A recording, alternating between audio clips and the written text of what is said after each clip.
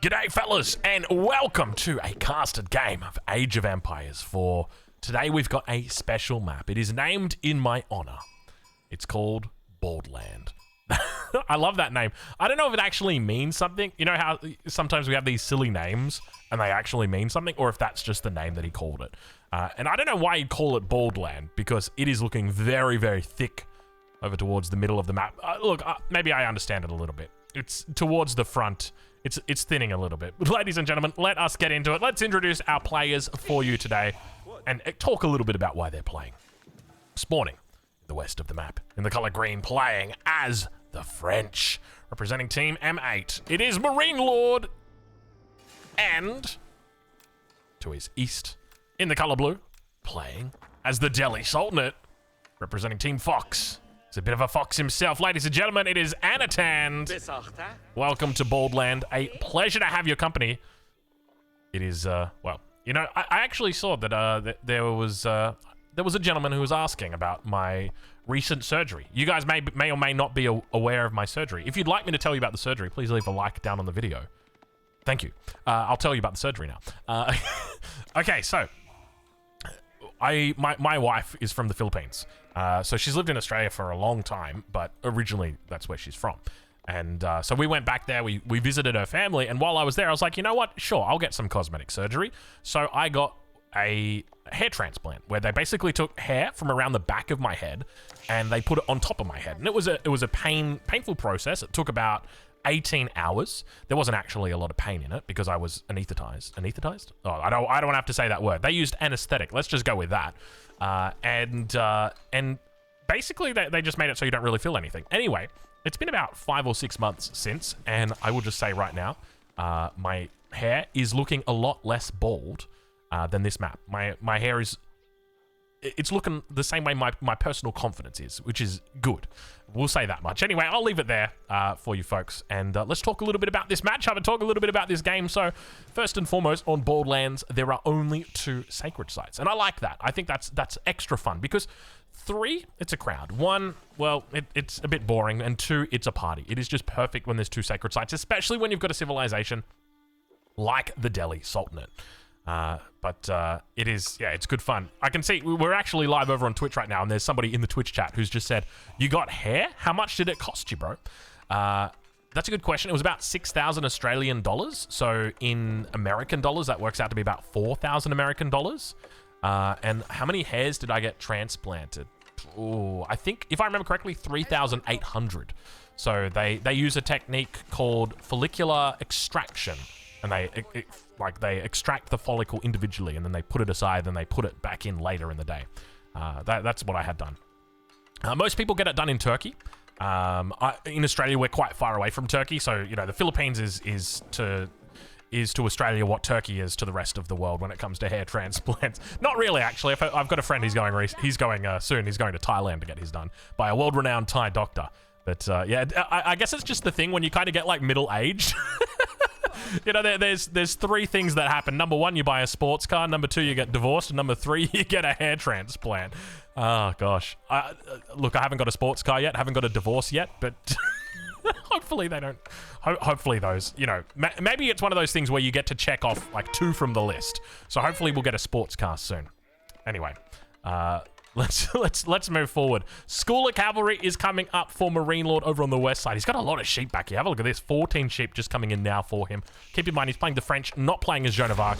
So it means he's just going to be playing that OG style. And the age-up comes through at the exact same time on the other side of the map. The Dome of the Faith now going to be coming through for Anatand. So I suspect he's probably going to be looking to play a little bit more eco-oriented. Normally what you'll see, the Tower of Victory coming out, it'll mean early aggression, archers, but of course it doesn't really make a whole lot of sense here going up against the French. So a smart move from him here to move into this. Let's take a look and see how things are going and whether he's going to be looking for that early Sanctity. We can see that he's got Piety coming through. Hasn't actually clicked the Sanctity button yet. Is he going for a double mosque? I mean, technically he does have a second mosque in the Dome of the Faith, and it wouldn't really make sense for him to do that, but he's going to queue up Sanctity. Okay, there we go. He just forgot to queue up Sanctity. In my mind, I'm like, hold on, why is he not doing this? Like, it's been 49 seconds since he's aged up, and he still hasn't clicked Sanctity, but he remembered to do it now. Sanctity is really important because it's going to allow him to take these sacred sites, and the sooner you get them, the sooner the gold's ticking, happening, the sooner the sacred site victory happens. So it's yeah, it's one of those things. But the other thing to note is that these sacred sites, these are very close together. And this is one of the things, like, you know, we saw this throughout Outback Octagon. Whenever there was a map that had sacred sites that were close together, that makes it a lot easier to defend for that sacred victory. And I think the same thing can be said here, because ideally what you want to do is you want to wall this up, and you wall this one up as well, and then you kind of leave your army in the middle. And if your enemy attacks the north, then you go north. If the enemy attacks the south, then you go south. It makes it a lot easier. But if you've got like one up here and one down here, the enemy can easily just send all of their troops down here, and you can't react in time. There's not enough time. There's too much space. So I think that's a really smart move. And I love the openness of this map in the center. There's a couple of stealth forests as well. Not that you're going to be taking advantage of them with mangonels, but it is, look, it's good to see. It's good to see. We start to see those Ghazi Raiders beginning to rise in number. He's up to 4 Ghazi Raiders now. Keep in mind, they do have that bonus damage against heavy units, and the Knight, of course, is a heavy unit. Now, what is Marine Lord up to on that other side of the map? We know that he's gone for a wheelbarrow. It's going to be a second stable of all things. He likes his odds here, just going only cavalry. You've heard about only fangs and only fans. Well, now how about only ferocious horses? That's what he's going to be opting for. And we start to see eco upgrades as well. Horticulture, that cheaper eco upgrade coming through. Now, before this game, my wife actually brought in a glass of wine for me. So I'm going to take a sip. Normally I'd be drinking water or drinking Red Bull, but tonight it's wine. Give me a moment. That's amazing. It is so good. I don't know what it is. It's white. I know that much. And I can't tell you that much more about it, other than she bought it today. So it can't be that good. You know, and any good wine has been bought 17 years ago, and it's been sitting there ever since until Dad leaves.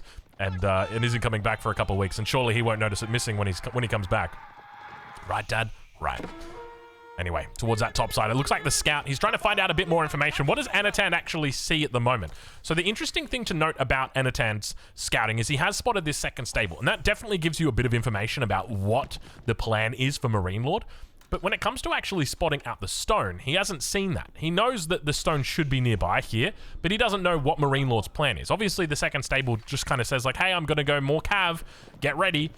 Whereas the truth is it could be something much more malicious. It's not, but it could be. Marine Lord with 9 vills on gold, a huge amount of vills on gold. Wants to just continue pumping out knights for the moment. We start to see spearmen getting mixed in. Keep in mind, he's just got the single racks at the moment, and that's because the scholar is inside. When the scholar is inside, it's going to be a lot faster to generate or to train anything in there. But let's take a look and see how Sanctity is doing. Sanctity is already doing. In fact, Sanctity is already done.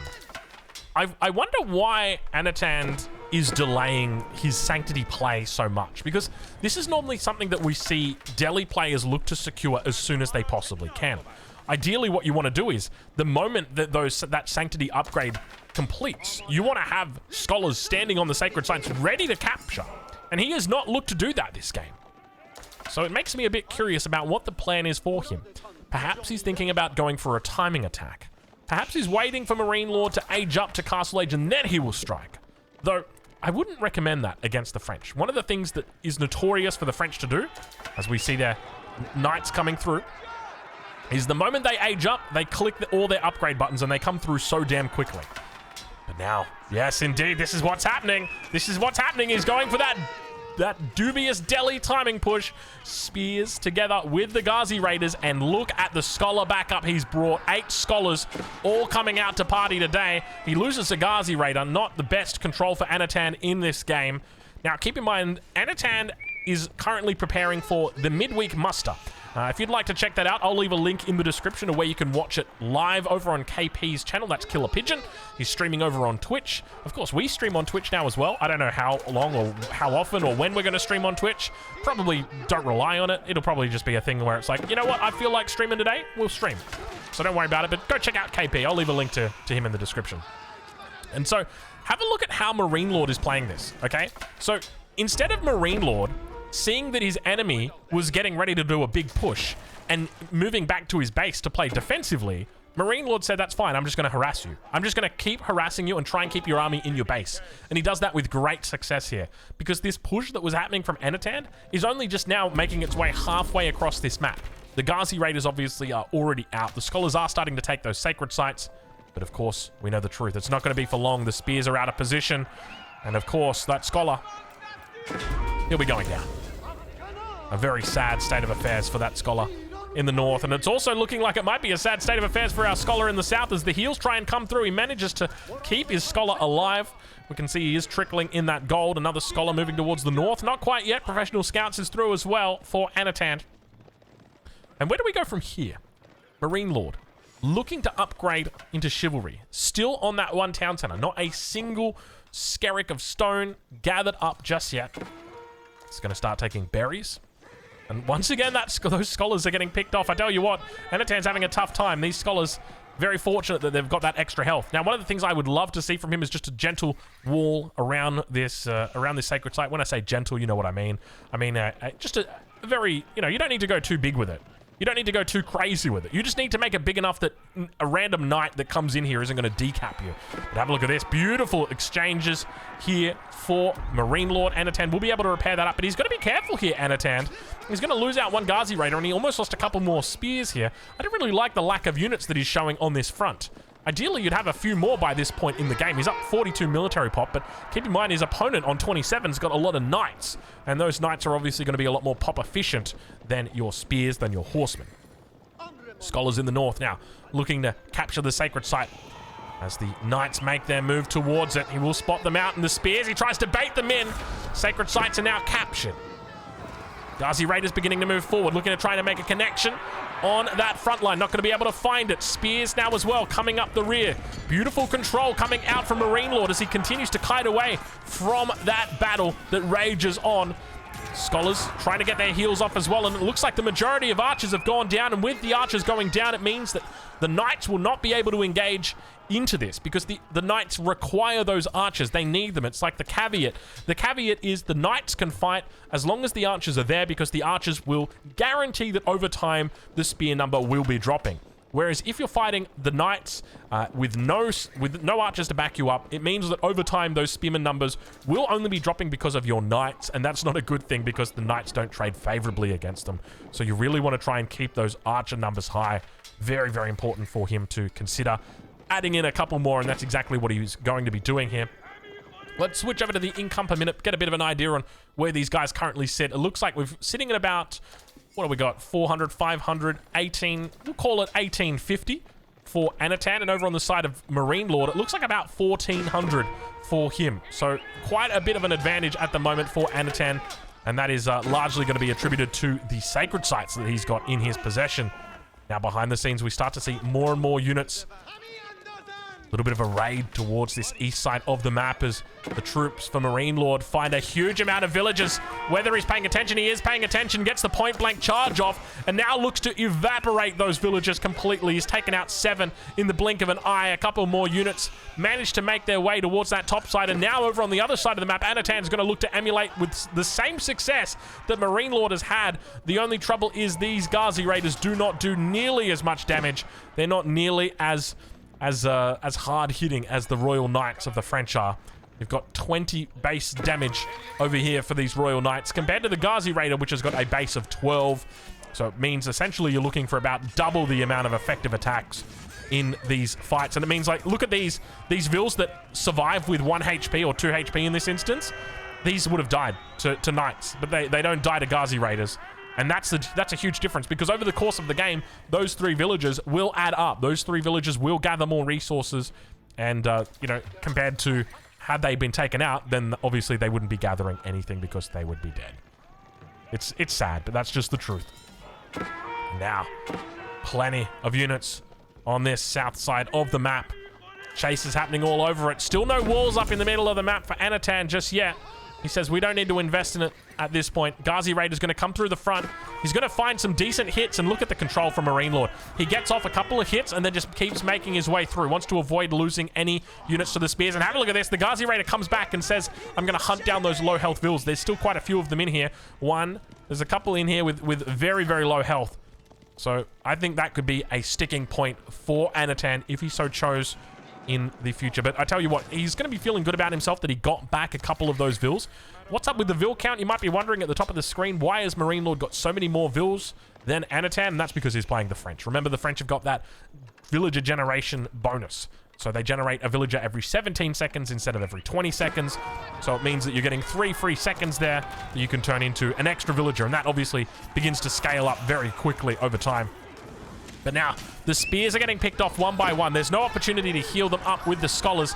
He's going to continue pushing forward here. Ghazi Raiders look to fall back. He wants to try and keep that concave alive while he heals on the back line, but the heals aren't that strong. Marine Lord looking to overwhelm him here. The archer numbers has been solid, and now the spearmen, none of them here. They've all been taken out. What a beautiful fight by Marine Lord. I wish we could watch that back in slow motion just to see where it all went wrong, because it looked like it was going great for Anatan, and now just in the blink of an eye, it's all vanished.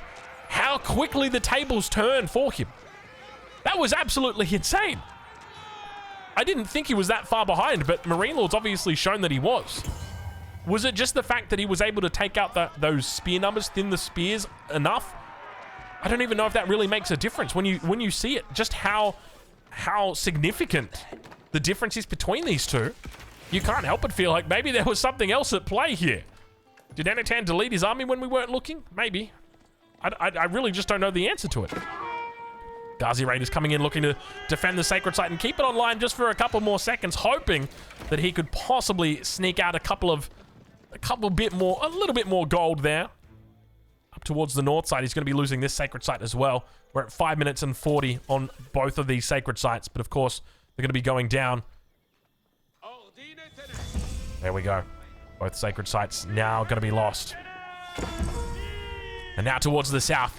If there's a way that Anatan gets back into this game, it is exactly this. He needs to start raiding non-stop to Marine Lord. He's lost his advantage. Marine Lord will look to try and find a tempo improvement either by going up into the Castle Age or by just going ham on his huge amount of units. We'll have to wait and see what the plan is for him. But now, those Ghazi Raiders going to be chased away. The outpost did get burned down, but the villager count still looking quite healthy for Marine Lord. Up 11, now 12 villagers himself. Ghazi Raiders make it away. Back towards the main base. Things are quiet for Anatan. He's got plenty of resources towards the north. Very simple to wall that off and out. And now towards the middle, Ghazi Raiders going to get caught out of position. He loses a couple off to the archers. Evacuates out. Still plenty of units in the main base. But remember, this 41 versus 47, it might look like Anatan is in control. But remember that 19 of the enemy population are Royal Knights. 20 now, Royal Knights. A very expensive unit. One of the most population-efficient units in the game. Second only to Siege. It is a terrible unit to be up against, especially when they're in numbers like this. Anatan now trying to find another way through. Looking to weasel past the defenses. Marine Lord not going to allow it. He's got 666 gold in the bank. Catholics, Christians, look away. You don't want to see it. Not today. Let's check in with Marine Lord and see how he's doing. He's got plenty of food down towards the south. He's also expanding in the middle. No farm expansion just yet, which is what you would expect. He's also got that northern position that he can look to try and take as well, but villagers might be in a little bit of trouble here. He's brought a lot of them out. Manages to bring them back. He needs to defend the archers. That's why. Beautiful screen that he runs for it. I feel like we're watching some basketball now. As the archers, look what he does. He immediately focuses the archers onto the spears. He kites them away. He's constantly kiting away, picks off the horse or picks off the scout, and then looks to run another screen now for these archers. But the archers are going to get cleaned up. Beautiful micro from Anatan. As Anatan now looks to make a solid connection here. With no archers left, it means the spearmen are able to absolutely wail away on the enemy cavalry. And that's exactly what he does. Marine Lord, obviously aware of that, says, I'm not taking that fight. A beautiful seesawing game that we've got here. It seesaws from one side to the other. The only difference is that Marine Lord was able to clean up that Anatan army, whereas Anatan here just has to chase this army away. Meanwhile, towards the south, we do also have a boar down here as well, so he could look to migrate even further if he pleased. I love that the food on this map is so symmetrical, that you have these beautiful positions, these outposts even. Berries, deer, boar. Berries, deer, boar. all towards these north and south positions. And I can't help but feel like as players get more familiar with this map, they'll look to wall those positions out so that it locks out the enemy from them. And now a bit of a split. Ghazi Raiders towards the bottom side, as well as more units heading back towards the base. He's going to try and take advantage of Marine Lord's split attention here. Ghazi Raiders make beautiful connections with these archers. That's the focus. Remember, the Ghazi Raiders want to surround. Yeah, beautiful surround. Anatan looking very good now, all of a sudden. Spearman numbers still looking good for him as well. Only a handful of archers on the back. And Marine Lord's happy to take this fight. He says, you know what? I reckon we can stick it. I reckon we're fine here. And despite the spears working their magic, the numbers are still looking pretty decent here for Anatan. But it looks like in the end, the spears are going to be stuck fighting against archers, which is something they don't want to be, somewhere they don't want to be. And slowly, the army gets drawn out and taken apart. Villager running towards the middle. Anatan, you came to the wrong neighborhood, buddy. All right, give me a chance. Give me a sec here, fellas. I gotta take a swig. I was gonna have some more wine, but I said, you know what? I probably need a little bit of water at this point. Just gotta be careful not to knock the wine over. Got a bit of an expansion up towards the north. Water is pretty good, hey. Water is definitely best in slot. Vils immediately out. Spears on the way through as well. Man, I tell you what, this new PC, these graphics look beautiful. I think they probably looked this good on the last one, but it gives me an opportunity to admire them. It looks really, really schmick. We're doing this all off one PC, by the way. Recording, streaming, and playing. But technically, I'm not playing, I'm casting, but the game is playing. So that, it makes me feel good. Oh, but that doesn't make me feel good. Oh, that doesn't make me feel good. Ain't no way. Marine Lord pulled away at the last second. His pull-out game is very strong, we can see. And now those knight numbers building up once again. He's up to 27 archers, 16 knights. The Vils get stalled out a little bit, and now Marine Lord finally looks to make his way towards the enemy side of the map. The archer numbers are not looking crap today, that is for sure. The knights on the front should be able to screen perfectly for him. He's got a little bit of trouble trying to get through here. And indeed, that's going to be it. Ladies and gentlemen, the game gets called a Marine Lord, coming out the victor once again against Anatan. Of course, this game has been brought to you by, well, it hasn't been brought to you, but they're preparing for Killer Pigeon's midweek muster. Make sure you go check him out and go check out these two fellas. We'll catch you guys in the next one. Thank you so much for watching.